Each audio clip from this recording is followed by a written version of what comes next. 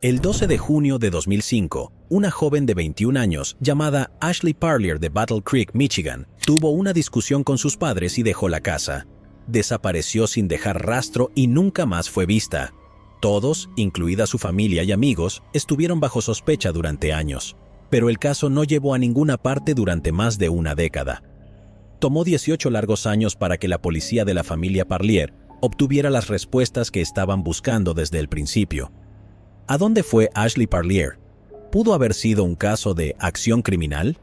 Battle Creek es una pequeña ciudad en el suroeste de Michigan, que no solo ofrece vecindarios acogedores y comunidades amigables, sino también una industria en auge y oportunidades de crecimiento increíbles para sus ciudadanos. Conocida como la cuna de la industria de los cereales, Battle Creek ocupa una ubicación estratégica entre estados y una autopista principal, que facilita un flujo constante de turistas por sus bellos paisajes. El centro de Battle Creek es una comunidad próspera con un fuerte ambiente suburbano. Conocida por su belleza natural y oportunidades recreativas, es uno de los mejores lugares en Michigan para criar una familia. Sin embargo, desde esta misma comunidad próspera y amigable, una joven de 21 años desapareció trágicamente en 2005 sin dejar rastro. El 16 de octubre de 1983, Russell y Sherry Parlier tuvieron a su segunda hija, una niña a la que luego llamaron Ashley. Desde su infancia, Ashley había sido una persona tímida y tranquila. También era muy ingenua, y siendo inocente cuando creció, no hizo muchos amigos. Nicole Campen, la hermana mayor de Ashley, recordó que su hermana confiaba mucho. Una de las cosas más grandes que recuerdo de ella es que confiaba mucho y realmente veía lo bueno en las personas. Quería que las personas fueran lo que ella pensaba que el mundo debería ser, y eso era bueno. Ashley tenía hermosos ojos marrones y cabello castaño, y su sonrisa con los dientes torcidos era realmente bonita.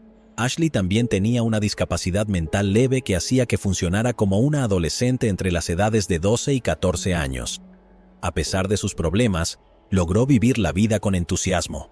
Se graduó de la Escuela Secundaria Central de Battle Creek y consiguió un trabajo en el restaurante Taco Bell más cercano en la cuadra 800 de Northeast Capitol Avenue. Quería comprar su propio automóvil, para lo cual había estado ahorrando algo de dinero de lo que ganaba en Taco Bell, pero lamentablemente Ashley, una joven que quería que el mundo fuera un lugar feliz, tenía una tragedia esperándola a la vuelta de la esquina. Y a pesar de su naturaleza amable y gentil, el mundo no fue amable con ella. Ashley Parlier, de 21 años, tenía una constitución delgada y medía alrededor de 1,75 m de altura. Solo pesaba 45 kilogramos, por lo que el 12 de junio de 2005, cuando sus padres notaron que parecía tener una protuberancia en el estómago, estaban notablemente preocupados. Después de todo, Ashley era demasiado inocente tanto por naturaleza como en su capacidad mental. Temían por su salud, así que querían que visitara a un médico y recibiera tratamiento prenatal si decidía tener el bebé. Ashley tuvo una gran discusión con sus padres sobre todo el incidente y salió de la casa molesta. Se fue de su casa en Bedford Township, en el vecindario de Urbandale, sin automóvil, licencia de conducir, teléfono celular, ni tarjeta de crédito. Sin embargo, tenía algo de dinero en efectivo, alrededor de $700 consigo. La familia quería darle el tiempo que necesitaba para calmarse, pero Ashley nunca regresó a casa. Cuando los minutos se convirtieron en horas y las horas en días, la familia Parlier entró en pánico, ya que sabían que algo no estaba bien. Inicialmente, creían que Ashley pasaría un par de días en casa de alguno de sus amigos para tranquilizarse, y luego regresaría a casa con ellos. Pero cuando no regresó después de varios días y no pudieron contactarla, no les quedó más opción que denunciar su desaparición a la policía. La policía no tenía mucha evidencia con que trabajar ni pistas que seguir, por lo que difundieron la imagen de Ashley Parlier junto con su descripción física en la esperanza de generar algunas pistas. Junto con su descripción corporal, altura y constitución, también revelaron detalles de la ropa que llevaba cuando desapareció. Fue vista por última vez con una camisa a cuadros y un par de jeans azules combinados con sandalias de cuero marrón. No pasó mucho tiempo después de que la policía recibiera numerosas pistas sobre avistamientos, especialmente en el área de Houghton Lake. La familia suspiró aliviada, esperando que la encontraran y poder persuadir a Ashley para que regresara a casa. Sin embargo, la policía pronto dio malas noticias a la familia Parlier. Todos los avistamientos eran falsos y no se pudieron confirmar. Así que, dondequiera que estuviera Ashley, aún no estaba lista para regresar a casa. La investigación entró en la segunda etapa y las sospechas iniciales de los oficiales recayeron en Cherie y Russell, los padres de Ashley, quienes tardaron un tiempo en presentar una denuncia. Su padre aceptó someterse a una prueba de polígrafo y fue absuelto, pero la madre de Ashley, Cherie, se negó a hacerlo. Algo importante de mencionar aquí es que Cherie ya había comenzado a mostrar signos de la enfermedad de Huntington, que fue diagnosticada correctamente unos años después. Nicole, la hermana de Ashley, aclaró que no regresar a casa durante tanto tiempo definitivamente era un comportamiento inusual, ya que Ashley nunca había hecho algo así, pero la familia había creído que, dado que tuvieron una gran discusión antes de que ella se fuera, probablemente estaba desahogándose en casa de un amigo. Habían asumido que ella regresaría durante el fin de semana y podrían resolver la situación. Nicole dijo que sus padres fueron los últimos en verla en ese momento, por lo que la policía tenía preocupaciones obvias. Agregó, nuevamente somos una familia de un pequeño pueblo de Michigan. Nunca pensamos que esto sería un calvario de 18 años tratando de averiguar dónde está una hija y hermana. La policía también intentó buscar a su entonces novio separado en algún momento de los meses previos a su desaparición. Habían terminado su relación, pero la policía y la familia de Ashley creían que ella llevaba a su hijo en ese momento. Durante el interrogatorio, él tenía otra novia que también estaba embarazada. No se le descartó como sospechoso, pero los detectives no encontraron ninguna evidencia en su contra. Los amigos y parientes cercanos de Ashley también fueron interrogados, pero nuevamente no se encontró ninguna pista. Sin embargo, surgió otro ángulo. Los oficiales se enteraron de que Ashley podía estar presentando conducta suicida. La policía sospechaba que, si se había quitado la vida, podrían encontrar su cuerpo en algún lugar, por lo que realizaron una búsqueda activa. No obstante, no se encontró nada relevante. Luego, teorizaron que tal vez Ashley fue víctima de un robo, pero no hubo cambios en su número de seguro social durante todo el tiempo que estuvo desaparecida. En este punto, la policía estaba lista para darle más malas noticias a la familia Parlier. Les informaron que sospechaban de acciones criminales y que probablemente Ashley ya estaba muerta. También les aseguraron que no abandonarían el caso y continuaron con una búsqueda exhaustiva para encontrar a Ashley Parlier, pero el caso se enfrió como hielo. A lo largo de los siguientes 18 años, varios agentes del Departamento de Policía de Battle Creek trabajaron en el caso de Ashley. Su desaparición se convirtió en un misterio para todo el departamento, ya que seguían encontrando personas de interés, pero nunca pruebas válidas en su contra para considerarlos sospechosos. En el año 2020, cuando sospechaban que podría haber sido asesinada fuera de la ciudad de Battle Creek, asignaron el caso al departamento del sheriff. Fue en 2021, cuando menos lo esperaban, que tuvieron un avance en el caso. Después de haber llegado a un punto muerto durante tantos y tantos años, ocurrió algo que lo cambiaría todo. Las autoridades policiales de Pensilvania se pusieron en contacto con los oficiales del condado de Calhoun cuando encontraron inesperadamente una pista en el caso de Ashley. En enero de 2021, los detectives de Pensilvania estaban interrogando a Harold David Holman III, un asesino en serie de 44 años, por el asesinato de dos mujeres diferentes, Tiana Phillips y Erika Schultz. En ese momento, Holman les preguntó a los oficiales si podían combinar los tres casos: Phillips, Schultz y Parlier, porque no quería un juicio.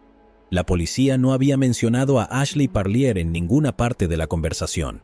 De hecho, no estaban seguros de qué estaba hablando, así que lo interrogaron más a fondo sobre el caso Parlier, y lo que descubrieron fue impactante. No fue solo una pista, sino una confesión completa. ¿Querías ver lo que se sentía? De alguna forma sí. Quiero decir, había una curiosidad de mi parte, por supuesto. Es parte de la razón por la que sucedió, sí. Es parte de la razón. Yo lo hice. Ninguna droga puede compararse a esa experiencia. Nada. No hay nada allá afuera. Estás tú solo, tu mente, bueno. Para mí, fue placentero cuando ya se había ido. Inmediatamente, los detectives se pusieron en contacto con el Departamento de Policía del Condado de Calhoun para informarles sobre el nuevo desarrollo en el caso. Cuando el Departamento de Policía del Condado de Calhoun asumió la investigación, descubrieron que Holman había vivido en Battle Creek entre 2002 y 2009 y había estado en contacto con Parlier. La policía se enteró de que Holman había estado en contacto con Parlier después de que Ashley discutiera en casa. Ella lo visitó en su casa en Emmett Township, Michigan. Ashley le dijo que sus padres querían hacerle una prueba de embarazo. Más tarde, Ashley y Holman se enzarzaron en una discusión y Holman la golpeó dejándola inconsciente después de agredirla. Luego la llevó a las colinas de Pensilvania, donde golpeó su cabeza con un trozo de madera hasta que dejó de moverse. También les informó que dejó a Ashley en algún lugar de la parte norte de Newton Township y se deshizo de su ropa ensangrentada. Harold David Holman III nació el 29 de noviembre de 1978. Había estado viviendo en Alemania con su padre desde su adolescencia temprana hasta que era un joven, pero luego su padre se fue a Turquía y Holman se quedó viviendo con su novia. En ese momento, aparentemente, era un joven normal y nadie hubiera imaginado que se convertiría en un asesino en serie. La primera vez que Holman quitó la vida a alguien fue cuando tenía 20 años. Joseph Whitehurst, un joven de 21 años, hijo de un coronel de la Fuerza Aérea, vivía en una base militar en el suroeste de Alemania. El 30 de mayo de 1999 desapareció y fue encontrado fuera de la base aérea de Ramstein unos días después. Había sido golpeado hasta la muerte con un palo que se encontró en el lugar del crimen. Cuando la policía alemana capturó a Holman por un delito no relacionado, confesó haber matado a Whitehurst. Según Holman, se sintió amenazado por Whitehurst, por lo que lo atacó primero. También le dijo a la policía: «Fue la mayor emoción que he sentido, como si todo tu cuerpo, hasta el día de hoy, no sé cuántas veces lo golpeé y que me había ido». A pesar de su confesión, solo fue condenado a un plazo de 6 años en una escuela de reforma alemana. Según la ley alemana, una persona menor de 21 años debe ser juzgada en un tribunal juvenil. Además, Holman fue diagnosticado con esquizofrenia en ese momento, lo que llevó a una sentencia más indulgente. Luego regresó a Estados Unidos y vivió cerca de Battle Creek, en Lakeview, y en la Fairfax Edition en Emmett Township, y trabajaba como camionero. Fue alrededor de esta época que parecía tener un papel importante en la desaparición de Ashley Parlier en 2005. Más tarde, el 13 de junio de 2018, desapareció Tiana Phillips, madre de 2 hijos. Cuando por fin fue arrestado 3 años después y la policía lo interrogaba, confesó que en realidad no había querido asesinar específicamente a Phillips, pero quería volver a matar. Erika Schultz tenía dudas sobre encontrarse con una persona con la que había tenido conversaciones en línea. Lo conocía como Dave.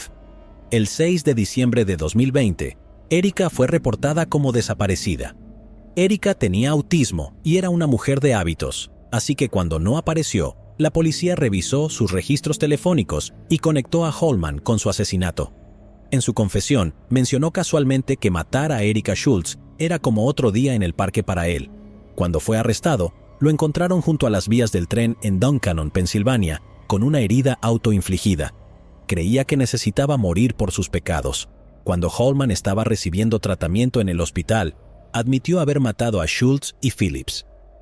Mientras estaba en la cárcel, escribió una carta de confesión a su esposa separada detallando cómo había matado a Phillips, con quien había tenido relaciones. Dijo que quería confesar el crimen para resaltar el hecho de que nunca haría algo así con ella. Obviamente, esto asustó a su exesposa, quien llevó la carta a la policía. También mencionó que Holman había afirmado haber matado a una mujer anteriormente, pero ella no le había creído. La característica común de sus crímenes lo convirtió en un asesino en serie. Todas sus víctimas habían desaparecido y todas tenían lesiones en la cabeza. Primero las atacaba y las dejaba inconscientes. Luego terminaba el trabajo y dejaba los cuerpos en lugares remotos sin enterrarlos. De hecho, Phillips y Schultz fueron asesinadas en el mismo terreno. Holman ha sido acusado de secuestro y homicidio criminal en los casos de Erika Schultz y Tiana Phillips. El detective del departamento del sheriff del condado de Calhoun, John Pignataro, dijo que Holman era un transeúnte sin dirección permanente en Pensilvania en 2021. Culpó a su familia y a un matrimonio fallido por todo lo que sucedió. Creía que había alfas y no alfas, y así es como es. Lo maté, lo golpeé en la cabeza con un tronco y murió allí mismo. Probablemente, no sé exactamente. Estaba oscuro. Ya sabes, estábamos sentados junto a una fogata. Lo golpeé fuerte y lo golpeé varias veces. Hay un dominante y un sumiso, o como quieras llamarlo, así es como está construida la vida. Entonces, cuando su esposa no se sometió a él, tuvo que buscar esa dinámica y tener relaciones extramaritales.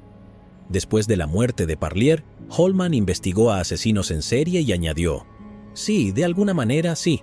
Quiero decir, era una curiosidad mía, por supuesto. Es parte de la razón por la que sucedió, sí. Es parte de la razón.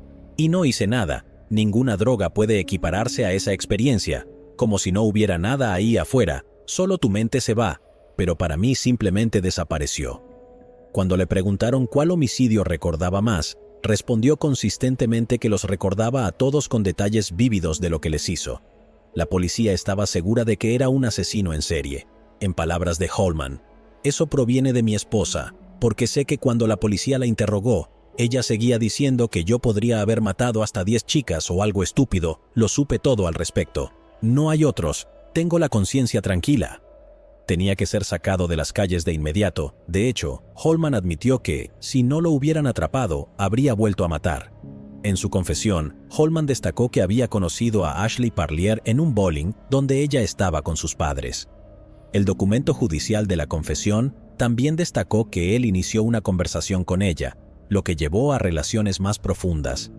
Más tarde, cuando tuvo una discusión con sus padres, dijo: no era mi objetivo, no era veamos cuántas puedo hacer y salirme con la mía, no era así para mí. Legítimamente no quería hacerlo de nuevo, y genuinamente pensé, bueno. Ella llamó a Holman y luego visitó su casa. Ashley le informó que sus padres insistían en hacerse una prueba de embarazo.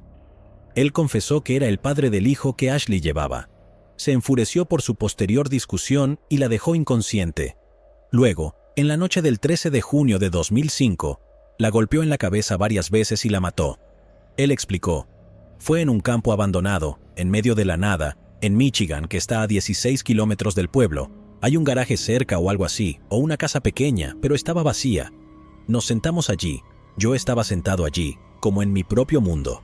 Ashley estaba en la parte de atrás, inconsciente. Conscientemente decidió matarla en ese lugar cuando se dio cuenta de que había encontrado un lugar lo suficientemente bueno. Mientras estaba sentado con el cuerpo inconsciente de Ashley a su lado, también mencionó: yo estaba allí y no pasaban carros. Cuanto más tiempo estuve sentado allí, más pensé que este era un buen lugar como cualquier otro. Luego sucedió, la saqué y la llevé al lugar y terminé el trabajo. La golpeó y la vio morir, amigos. Una vez que estuvo seguro de que Ashley ya no existía, regresó a casa y se duchó. Más tarde se deshizo de su ropa en su lugar de trabajo en Meyer, un supercentro estadounidense. Lo que es aún más impactante es que siguió el caso durante años y años. Incluso fue a revisar los restos de Ashley en algún momento, pero solo encontró huesos. Al ser interrogado más a fondo, se disculpó con la familia Parlier. Holman negó haberlo planeado, dijo que no quería que eso sucediera con Ashley. Continuó diciendo que lamentaba el asesinato de Ashley más que los demás. Cabe señalar que esta confesión se hizo pública en años recientes, en un momento en el que él ya había quitado múltiples vidas. Nicole, la hermana de Ashley, no pudo controlar sus emociones cuando se enteró de que Holman dijo que Ashley se le acercó en busca de ayuda y ella simplemente estaba confundida. Cierre para sus restos, pero trato de no depositar mis esperanzas en eso con él, porque para mí es más una cuestión de poder para él, es una cosa más que él puede tener sobre nosotros como familia. Lo difícil es que mis padres no pudieron escuchar esto, ¿sabes? Siempre hubo una especie de nube de sospecha sobre ellos por ser los últimos dos en verla, eso fue conocido. Se acuñó el término unidos por la tristeza. Va a ser difícil estar en esa habitación con él, pero al mismo tiempo no va a tener el poder. Sí, no se lo permitiremos. Tengo que controlar cuánto espacio tiene él en mi vida, en mi hogar, y tiene muy poco. Vamos a recordar a nuestras hermanas. Vamos a recordar a Ashley, Tiana y Erika, y no a él. Vamos a recordar cómo eran buenas personas que amaban y se preocupaban, y él solo se pudrirá. Ella estaba horrorizada de que, a pesar de este conocimiento, Holman había asesinado a Ashley a sangre fría. Holman creía que las cosas se habían salido de control y que había perdido el control y la mató. Por un lado, dijo que se sentía tan mal después de terminar con su vida que estuvo borracho durante 3 semanas seguidas, quería olvidar que alguna vez había sucedido. Por otro lado, explicó que todo el proceso de matar le daba una especie de adrenalina suprema que no se puede comparar con nada. Nicole se desanimó al saber que su disculpa era solo otra forma de mostrar su acto atroz. ella expresó. Fue realmente difícil para ellos el no saber. A mi madre su enfermedad de Huntington progresó muy rápidamente debido al dolor y la depresión. Mi padre estaba igual. Siendo madre yo misma, sé por lo que estaban pasando. Es difícil entender qué tipo de persona podría hacer eso. Nunca podría imaginar querer hacerle tanto daño a alguien. Holman aceptó que no podía decir palabras para consolar a la familia, pero estaría dispuesto si quisieran escucharlo. Nicole no estaba contenta con la disculpa. No solo perdió a su hermana, sino también a sus padres, que murieron en duelo y confusión. Ella creía que Holman se llevó más que solo la vida de Ashley, y era verdad. La cantidad de personas que Harold Holman había matado era más que solo el número de sus víctimas directas. Muchos de los seres queridos de sus víctimas habían fallecido sin saber qué les había sucedido a sus familiares. Nicole creó una página en redes sociales con el nombre Traigan a Ashley Parlier a casa, a través de la cual se puso en contacto con las hermanas mayores de las otras víctimas de Pensilvania. Ellas creían que estaban unidas por la tristeza y habían desarrollado amistades. Ella dijo que las otras hermanas mayores de las otras víctimas de Pensilvania se unirán al llamado cuando ella dé su declaración de impacto de la víctima, en nombre de toda la familia Parlier, el 10 de abril, en el juicio de Holman. Ella dijo: «Vamos a recordar a nuestras hermanas de corazón amable». Y desafortunadamente fue esa clase de corazón desinteresado y confianza como perdió su vida. Así es como Tiana perdió su vida y así es como Ashley perdió su vida. Ellas solo querían amigos y fueron... Vamos a recordar a Ashley y Tiana y Erika, y no a él. Vamos a recordar cómo eran buenas personas que amaban y se preocupaban, y él solo se pudrirá. Habían pasado 18 años desde que Ashley salió de su casa después de discutir con sus padres. Nunca regresó a casa. Después de lo que le sucedió, la policía estaba decidida a traerla de vuelta a casa y buscaron respuestas incansablemente a lo largo de los años. Así que cuando Harold Holman se presentó con la confesión, la policía quería que les mostrara el lugar donde había dejado el cuerpo de Ashley. Los agentes y la fiscalía creían que el caso de Ashley Parlier era muy emocional y requería mucho trabajo. Habían pasado casi 2 décadas desde que los primeros agentes investigadores intentaran encontrar respuestas, y en los años siguientes se asignaron múltiples detectives al caso Parlier. Cuando no pudieron encontrar respuestas dentro de la ciudad, incluso viajaron por todo el país para localizar posibles testigos y encontrar pruebas necesarias contra el culpable. El sheriff Steve Hinckley informó a los medios en marzo que los agentes habían viajado a California, Maryland y Pensilvania para investigar el caso de Parlier. El detective del departamento del sheriff del condado de Calhoun, John Pignataro, el detective Dave Hominga y el sargento detective Chris Suárez de la Policía Estatal de Michigan formaron parte del equipo de investigación. Holman condujo a la policía a una zona boscosa en la carretera 6.5 Mile, en el municipio de Newton, al sur de Battle Creek. Casi 2 docenas de agentes buscaron los restos de Ashley el 30 de marzo de 2022. Después de realizar la búsqueda durante varias horas, no pudieron encontrar su cuerpo. Las personas que residían en la zona informaron a los medios que, en el momento de la desaparición de Ashley, el área solía ser tierras de cultivo, pero en pocos años, toda la zona fue dividida y vendida a diferentes propietarios de propiedades. Todos los esfuerzos de los agentes resultaron en vano. Holman admitió que después de todos estos años y los cambios que habían ocurrido en el área, no podía recordar con precisión dónde había dejado a Ashley. La policía todavía está buscando los restos de Ashley. No sorprendentemente, el hombre que ya había matado a 3 mujeres y posiblemente más tenía miedo de recibir la pena de muerte. Fue condenado a 2 términos de cadena perpetua y no se le otorgó ninguna forma de libertad condicional. En febrero de 2023, Holman se declaró culpable del asesinato en segundo grado de Ashley Parlier y accedió a ayudar a la policía del condado de Calhoun a encontrar los restos de Ashley en el área donde supuestamente los había desechado. Esto es parte del acuerdo de declaración de culpabilidad con la oficina del fiscal del condado de Lucerne a cambio de no recibir la pena de muerte. Enfrenta otra posible condena de cadena perpetua en prisión y está programado para ser sentenciado en abril de 2023. El sheriff del condado de Calhoun sigue buscando cualquier información que pueda ser útil en el caso de Ashley Parlier y encontrar su cuerpo. Si sabes algo, contacta a la oficina del sheriff del condado de Calhoun al 269-781-0880. Cada minuto es difícil cuando un ser querido desaparece. Imagina 18 años de dolor, tristeza y aflicción, con solo una pequeña esperanza de que algún día regresen. Imagina la confusión sobre si seguir esperando o simplemente dejar atrás esa experiencia triste. Los padres de Ashley, Cherie y Russell, fallecieron en la primavera de 2020 sin saber nunca qué le había sucedido a su hija. Imagina el dolor y la agonía que sufrieron al darse cuenta de que nunca sabrían qué le había pasado a Ashley, especialmente porque ella salió de casa enfadada con ellos. Imagina cómo tuvieron que vivir sus vidas cuando todos, desde entusiastas de los crímenes reales hasta la policía y los medios de comunicación, sospechaban activamente de ellos en relación con la desaparición de su propia hija. Pero la historia de Ashley recibió un cierre, aunque fuera después de 18 años. Es posible que aún no haya regresado a casa, ya que la policía sigue intentando encontrar sus restos, pero al menos su familia sabe lo que le sucedió. ¿Crees que Harold Holman podría tener otras víctimas? ¿Qué opinas de su disculpa? ¿Realmente sufría de algún trastorno mental? Llegados aquí, ¿acaso no has visto este otro crimen? Yo no me lo perdería, ¿eh?